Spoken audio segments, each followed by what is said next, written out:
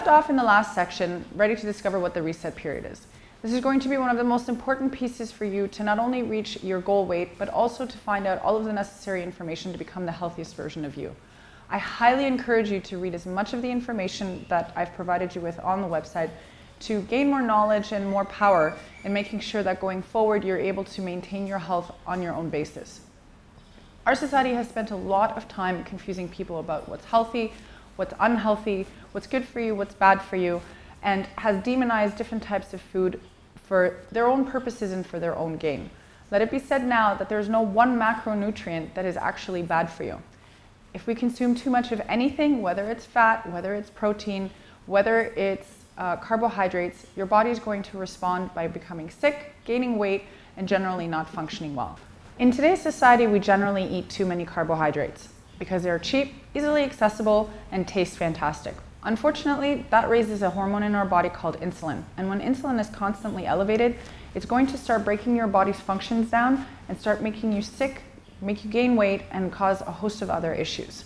It's very rare that I meet with a new client and they're not eating far too many of those carbohydrates. This is why many eating plans use something called an induction phase that lasts usually for about 10 days or so, where we completely restrict the intake of carbohydrates to help your body respond to them much more favorably again and to allow your insulin levels to come back down. This is something that I've used with my own clients with great success and that many other diet plans advocate as well. Oftentimes when I meet with new clients, they don't even know what the different macronutrients consist of. As I mentioned before, there is protein, there's carbohydrates, and there is fat. For the purpose of our reset period, the only thing that's going to qualify as protein is animal protein. So anything such as chicken, beef, fish, or any number of other sources that I've included a comprehensive shopping list for that will help you make the right choices.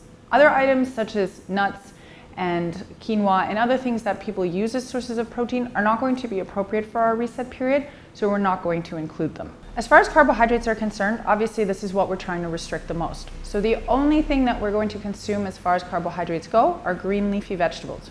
This is going to help you detoxify, give you as many different vitamins as possible, help with your bowel movements, and help fill you up as much as possible.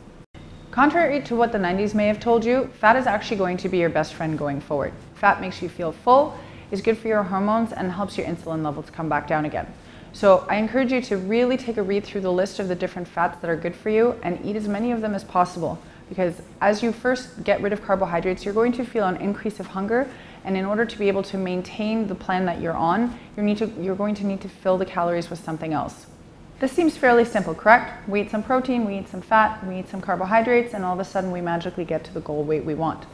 Of course, it's not that simple.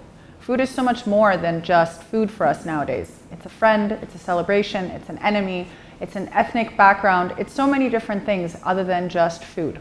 What I want you to take away from this in the long run is that food should be enjoyable, it should provide nutrition, and it should make you feel good. And make it no more than what it actually is, something that helps you to live the best life possible. So let's get this shopping list printed, let's get organized, and let's get things started.